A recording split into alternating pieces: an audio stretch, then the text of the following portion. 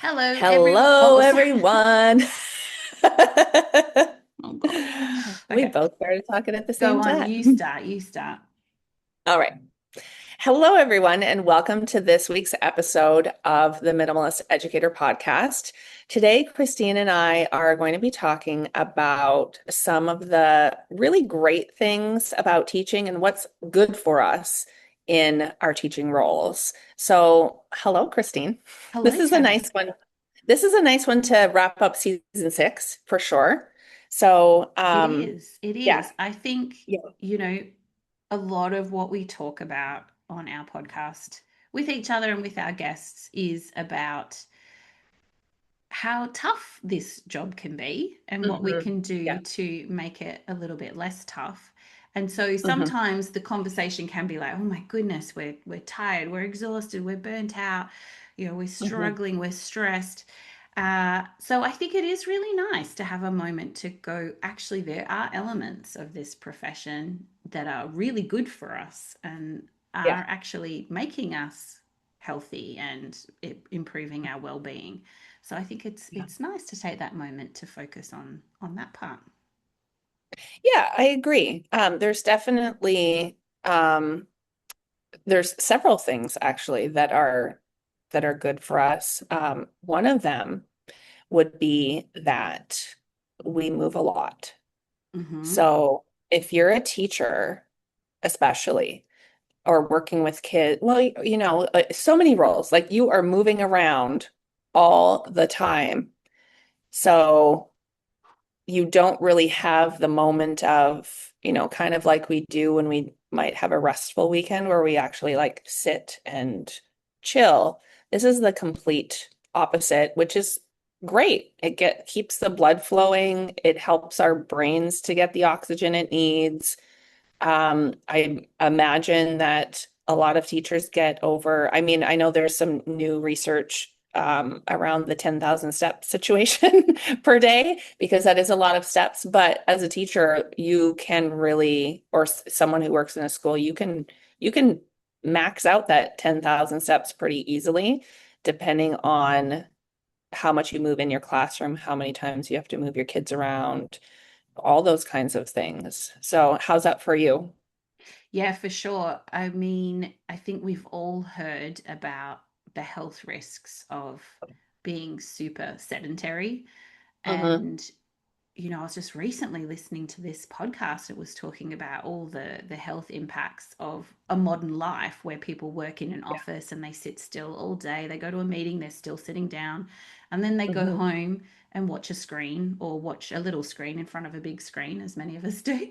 And Yeah. we're just still so often, and it's just not what human bodies are meant to do. So whenever I hear those risks of being still for hours and hours on end, I do actually feel quite grateful that I have a job where I am literally up and down stairs. I'm getting on the floor, I'm standing up again, Hmm. I'm moving constantly.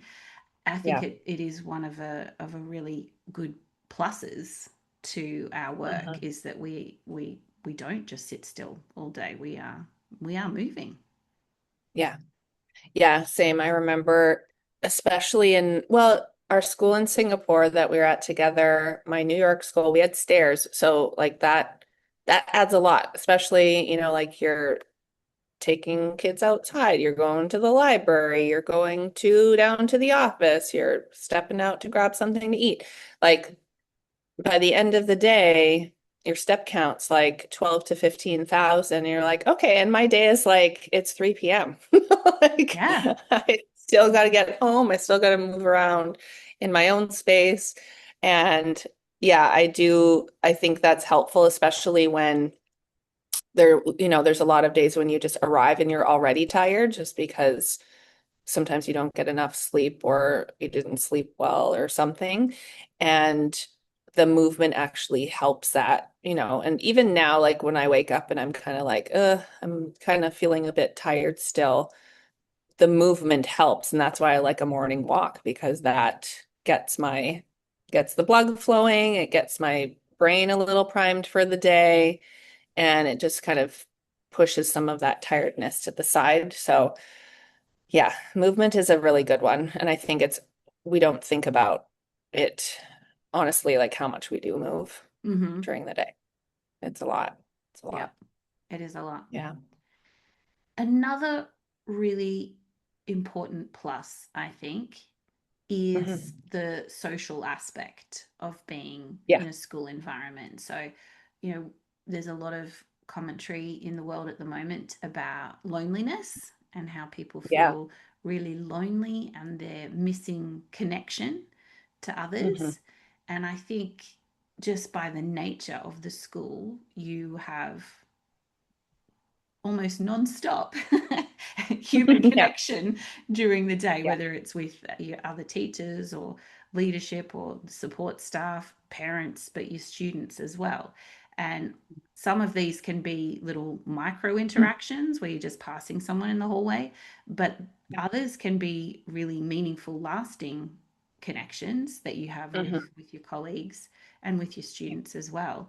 And so, we're not alone in our work and we're not isolated.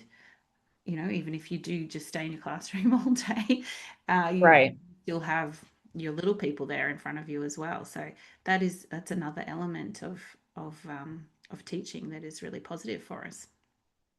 Yeah, I do think the importance too of socializing with different aged people too. So whether you're True. teaching like the little ones or middle or high school age, it's a different kind of interaction or socializing that you have than with your colleagues or your adult friends. And I think it makes a person a little like more well-rounded because you can adapt to whoever you're conversing with. Just as we would if, you're talking to like someone who's a doctor versus someone who's an engineer or whatever, you have to have like different ways of communicating with people and kind of get in not to someone's level but kind of right like especially if you're like speaking to little people and they don't have the same vocabulary necessarily but you don't want to talk like down to them because they're still people but just matching where people are at with communications and I feel like that's kind of a nice dynamic part of the job too is that different kinds of interactions with different people at different age groups because I mean, if you're around kids all the time, like if you're a stay-at-home parent, let's say, and all you interact with is your kids, you get like really tunneled into that sometimes, right? And then the adult interactions are, if they're less, you don't have that same level of like cognitive matching almost, right? Where you can have like I'll say a proper conversation that like makes sense and has coherence. Um, or at least we would hope. But we need all of that kind of socializing to exercise our brains so that, we don't deteriorate That's so true. because yeah. I hadn't even thought about that multi-generational fit part of socializing at all, actually. Our school is a K to 12. So we have 4 year olds on campus, we have 18-year Hmm. olds on campus, we have, student teachers that are at university still, and then we have teachers all the way through up to, brand Yeah. new teachers all the way up to about to retire teachers. So we Yeah. literally can converse with people having completely different life experiences at any point of the day. That's a really good Hmm. point. I hadn't even thought about that. Yeah. And like I don't know where else you would experience that. And what other job where would that happen? That's I true. don't think there is one. Right? Because everyone else would be an adult in some age range. Like, sure, you would have, when you're working with adults, you're going to have generational differences or age ranges, but you don't go all the way down to your 5-year-olds Mm, on the same place as someone who's retiring, which is yeah, kind of interesting. That's pretty cool, actually. it is actually. Hadn't thought about it Yeah. like that before, but that's true. Yeah. And with school or with learning being a social interaction, basically, right? Like learning is a social thing.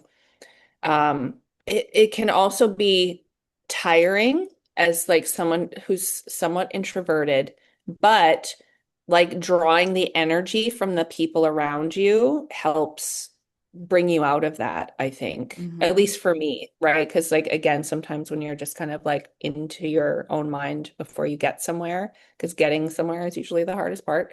But um, but then when you see the people around you, you feel like, okay, I'm ready to like talk to people and like I'm ready to socialize with the people around me and I'm looking forward to it. And it does bring such a richness to your day that you just don't have when you're working on your own or with a smaller group of people, I think, right? Because it's ongoing all the time. Yeah, for sure. And I think, yeah, what you're really tapping into there is that it can be mood boosting being at Yeah. school. We can actually have that shot of positivity and energy Yeah. that comes from working with others and hopefully laughter and curiosity that comes along with it. Yeah. I know for me, for sure, because I work with little people, I mean, the amount of crazy, hilarious things that they say and do in the course of a Yeah. day, that is Yeah. for sure a mood booster. So I think that that's another really good element as well, is that you can kind of feed on that positive energy in the school environment as well. Yeah. I agree. Yeah. Some of the things that kids have said over the years, just like, random things or just silly jokes that they have and silly things they do or the things they bring to school. Like it's just that you can't not laugh at it. Mm-hmm. And so it does feel nice to be able to like think about those things and know like, okay, what's going to happen today Mm-hmm. that's going to just make me laugh and make me feel happy about being here. And also like this kind of ties back to you had mentioned before with with socializing and creating friendships, like you look forward to going to your school site to see some of those friends that you've created, right? Like your teacher friends. And so, like, yes, you have the friends that you might vent to, but you have the friends that you start socializing with outside of school, which is something that we have done, right? And we have Mm-hmm. mutual friends that we remain close with. And there's just those certain people that when you look forward to because you know that they're gonna like you're excited to see them and they're gonna bring your mood up when you get there if you're not feeling that day or whatever. But it does help to have the people there that like, oh, I'm excited to see Christine this morning because I watch this crazy zombie movie I need to tell her about, or something silly like that. Or just like the morning rituals that we had as a team too at our school, where we just got together in many times in my classroom in the morning and just sat together and chatted. And that was definitely such a nice uplift to start the day, to just Mm-hmm. come in with our coffees and have a little bit of time together before we kind of got into our planning and time with the kids. So yeah, great moments, lovely, lovely times with good friends and just, sometimes it's that routine that you need. It is, but I'm just thinking about all of the, you know, research that they have out there about the importance of having friends at work. Like literally Mhm. having besties in the workplace is going to make you, a more Yeah. attentive worker and stay for longer in your position and try harder and things like that. So I think it's, we benefit from it, but it's an all Mhm. around benefit, really, having friends at your Yeah. work. And I definitely know, you know, I would say a lot anyway, a lot of my best friends that I've had over my adult life have been teachers that I've worked with or Mhm. studied with at uni and things like that. So Yeah. yeah, definitely an upside for sure. Hmm. I think another one that when I talk to the friends of mine who are not teachers is Hmm. they've reflected back to me that they admire that we have a job that has such a clear purpose. So Ah, sometimes people in other professions, they feel yeah. like, yeah, okay, I'm trained and I'm doing this job and I'm capable and I'm earning a salary, but like what does it all mean? What is the purpose of all of this? Right. And Hmm. I think education is one of those professions where I mean, it's obvious why we're Yeah. doing the work that we're doing. Yeah. Yeah, I agree. That part is a definite because there isn't a person that I've met who's a teacher in a school who, regardless of if they're having a bit of a tough time, they're still like, but I want my kids to do well. I want the kids that I'm teaching to have a good experience. I want them to have fun. I want to have them be engaged in what we're doing. And that is so clear, Mm-hmm. which, yeah, that's such a good point. Like, do other people have, like, they know why they're doing the job they do, obviously, but what is the almost like the greater purpose of it, right? For sure. Not to minimize other careers or anything like No, that, no, not but at all. But I've but definitely had conversations with people where they've felt an absence of that. Like, yeah, yeah, it's a job, I can do it, I'm capable, and I earn money, but yeah, why? And I think, when right. we've talked about before about the ikigai, right? Where you've got Hmm. Hmm. all of these different elements that you need to think about, and purpose, knowing what your purpose is a huge part Yeah, of that life meaning. And so yeah. we've got that built in to the work that we do. Hmm. Hmm. Yeah, and I think that often extends past the school as well, because like, yes, we spend the time there and do those things, but then um it draws us to other things like volunteering for like other organizations where, a lot of educators will be like, okay, well, I'm gonna be like our friend Michelle is works has a CASA kid who, he needs like a mentor and someone to work with him and have someone that's a stable adult in his life. And so, she does that. Or like I used to volunteer a lot at the food bank in Singapore because that was a connection we had with our school. And then I was like, oh, I just really like, going there and helping out in the warehouse, making sure that there's like food stocked up and all of that. Because one of the things that I'm passionate about is like, well, for one, food waste, like that drives me crazy when we have to waste food, but also that, there's so many families that just don't have money to buy food. And so I was just very drawn to that. And having Mm. worked in New York City with a lot of kids who often didn't have enough to eat at home, and so they would eat at school. That was just something that I wanted to spend my time doing. And recently, though, because I've just been kind of split between places, I have found that that's coming back to me where I'm like, oh, I haven't like volunteered my time to like help someone else out because I've been doing work, right? Or building the business.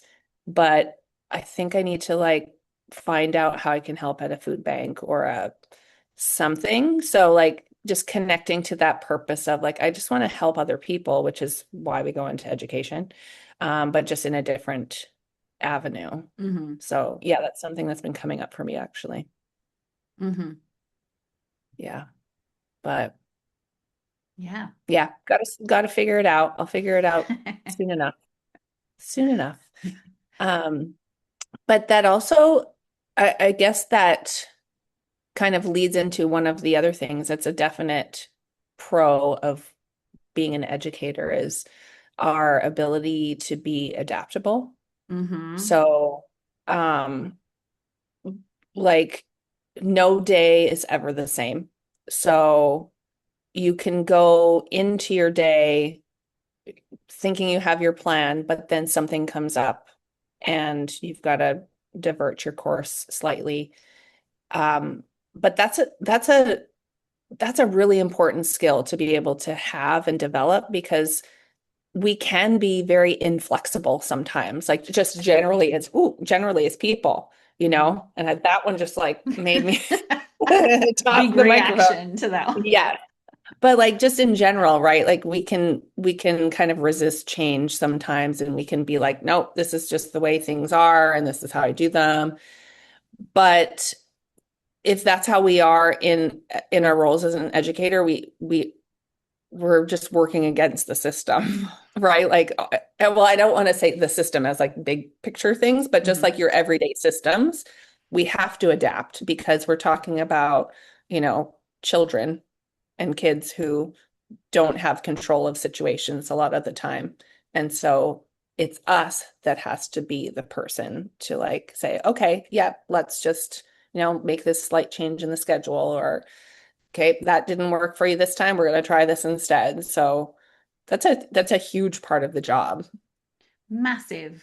You Yeah. literally can never start your day knowing exactly what's going to happen for that Hmm. whole day, Yeah. which is, there's something very cool about knowing that and still turning up and handling it, you know? Hmm. So, I mean, when you're out and about in the world, if there's a problem, you do need to be able to, think quickly, adapt, be flexible, solve that problem, and keep Yeah. moving. And so I think, we are all so well trained to Yeah. be like that. If you've got a project to work on, get a teacher involved. Come on now. They'll get that Right. done. They'll get it done.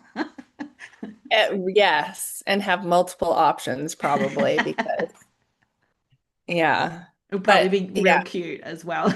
Yeah. Right. Yeah. And look, if you pull this tab, this pops out. I color coded it and Yeah. everything. Yes. Yeah. Yeah. Yeah, for sure. I Very just, flexible, very adaptable problem solving mhm. people for sure. Yeah, which I think we should pride ourselves in because, like I said, it's a skill that, we can kind of push against in our regular lives. We're like, nope, I'm not budging on that. But, why work against the grain, Hmm. right? Just, Absolutely. And I think linked to that, connected to that is, we will probably never get bored. hmm. It's very difficult to have a boring day when you're Yeah, working in education because there's always just so much switching yeah, and changing and new ideas and new problems to solve and new things to overcome yeah. And personalities, and you know, personalities. yeah. Exactly. Yeah. Yeah, it's just not ever boring. And you don't know what kind of thing someone is going to bring to you in the morning, like not physical thing. Well, maybe a physical thing, It depending could on how be. old your It students could are. be.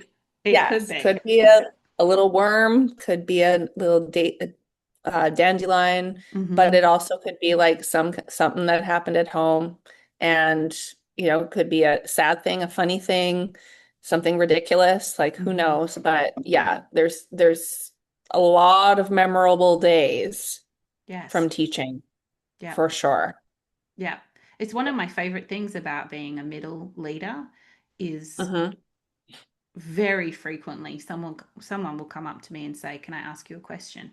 And I have no idea where that question is going. Like anything could come, you know. It's really, it's exciting. You don't know what's coming. Yes, like please tell me. Yeah, yeah, exactly. That's fun. That's super fun. And yeah, it does make your job fun. So Hmm. if you don't have fun, then, you know, That's a I mean, shame. it's not always fun. Yeah, it's not always fun. Let's be real. But it is a lot of fun most of the time. Do you know what I was just about to say, Tammy? I was so proud of us for making it through this episode Yeah. of the benefits of teaching Yes. without going, Yeah. yes, but. I know. Sorry. Delete. We almost made it. We almost made it. Yeah. Yeah. No, but it is a really fun field to be in. There's so much learning to do every day with people. And yeah, that's probably one of my favorite things too. There's a lot of favorite things, just like being with the people, the humor that you can have, the jokes that you can make with people, the learning from each other, just Hmm. getting to know people from different places or different backgrounds and just from different experiences is lots of fun. Just kind of like what we've been doing on the podcast when we have guests on and like just hearing different life experiences from our guests. It's kind of like that too. Absolutely. Yeah. Well, this was a nice little episode, Christine. What what would you choose as your pair down pointer for, thinking about the goodness of being an educator? Okay, well, the thing that popped into my head is going to sound a little treacly. Is that okay? Okay, Can I be a bit sure. Yeah. treacly? Yeah. I'm sighing just thinking about what I'm going to say. I'm sorry, everybody. No, I really, I think being a lifelong learner is hmm a really important and cool thing, and probably also really helps our brain as we age hmm as well to keep learning new things.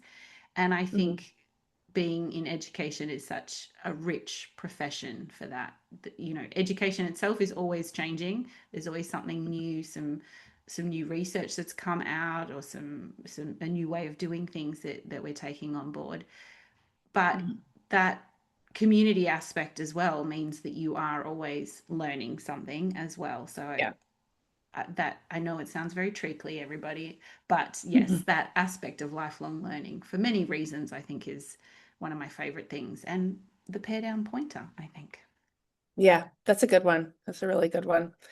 I think mine would be, I mean, obviously I second that, but I think it's it's super important to be open-minded so that we can remain adaptable, right, and flexible. Because if you're not, you're just going to be grouchy pants, right? Like you're not going to have fun.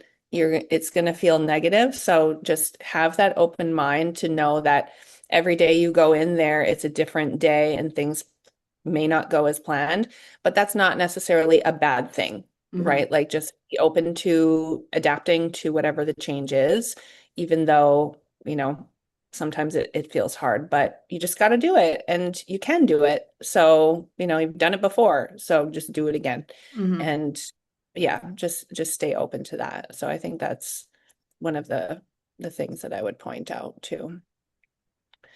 Thank you so much, Christine. This is a nice way to wrap up our season 6, which was a really successful season. We had a lot of milestones come up this season. We So, did. We did. um, yeah, yeah, that's We'll really still have awesome. the highlights episode to officially Yeah, wrap up the season, but no, it has yeah, been a fantastic season of the podcast. Can't wait for season 7.